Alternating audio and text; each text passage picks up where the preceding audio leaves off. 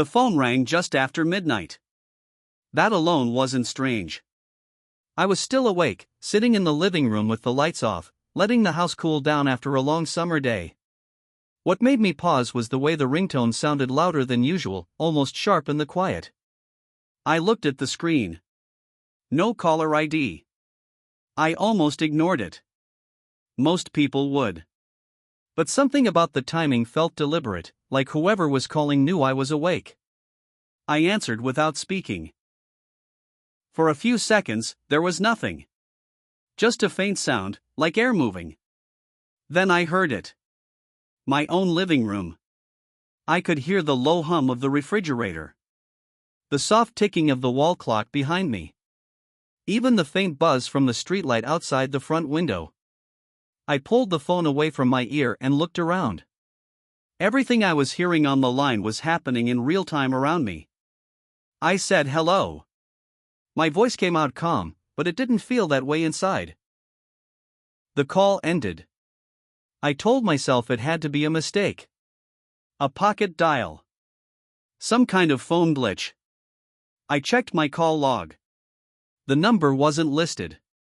Just unknown. I stood up and turned on the lights. I walked through the house, checking rooms in a way that felt unnecessary but comforting. Front door locked. Back door locked. Windows closed. Everything exactly how I'd left it. I went back to the couch and sat down, telling myself to forget it. 5 minutes later, the phone rang again. Same ringtone. Same lack of caller ID. This time, I answered immediately. Again, silence at first. Then breathing. Slow, steady breathing that wasn't mine. I didn't speak. I didn't move. I just listened. Somewhere on the line, I heard the floor creak. At the exact same moment, the floor behind me creaked too. My stomach tightened. I held the phone closer to my ear, barely breathing myself now. The sound followed as I slowly stood up. A soft rustle. Fabric brushing against something. Then a faint tap, like a fingernail against wood. I whispered, almost without realizing it, "Who is this?" The breathing stopped. The call didn't end this time. The line stayed open. I could hear nothing now. No room noise. No movement. Just an empty, dead quiet that felt intentional. Then the phone went silent, and the call dropped. I stood there for a long time, staring at the screen, waiting for it to ring again. My heart was pounding, but my body felt strangely still, like it was bracing. I checked the house again. Slower this time. More carefully. I opened closets. Looked behind doors. Checked the basement door twice. Nothing. I sat back down, phone in my hand, light still on. I considered calling the police, but I didn't know what I would say. Someone called me. They didn't speak. Nothing actually happened. At 12:37 a.m., the phone rang for the third time. I answered without hesitation. I didn't hear breathing this time. I heard myself. Not live. Recorded. My voice, from earlier that evening, saying something meaningless.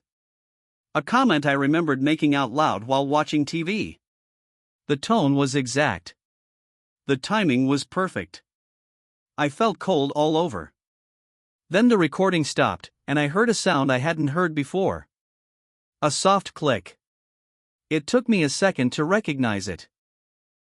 The sound of a landline receiver being placed back on its base. I don't own a landline. I ended the call and stood up so fast I almost dropped the phone. I walked through the house again, but now every shadow felt heavier.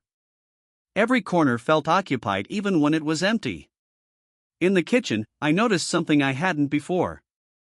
The small door that leads to the crawl space under the house was open. I never open it. Ever. I stood there, staring at it, listening. I didn't hear movement.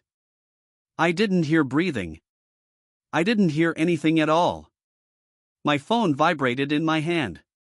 Incoming call. No caller ID. I didn't answer. The phone stopped ringing after a few seconds, but instead of going silent, it left a voicemail notification. I hadn't let it go to voicemail.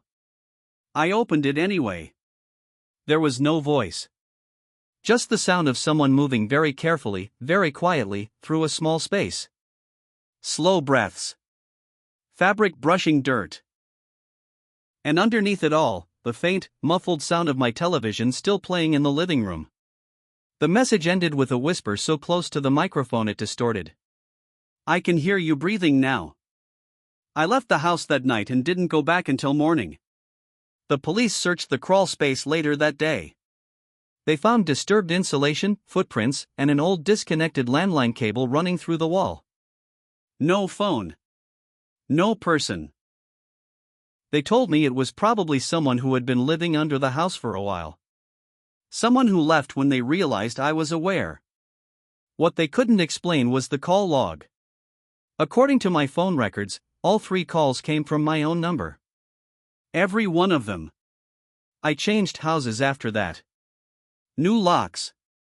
New phone. New routine. But sometimes, late at night, when everything is quiet, my phone lights up without making a sound. No call. No notification. Just the screen turning on by itself. And for a moment, before it goes dark again, I can see the microphone icon glowing, as if something inside the house is still listening.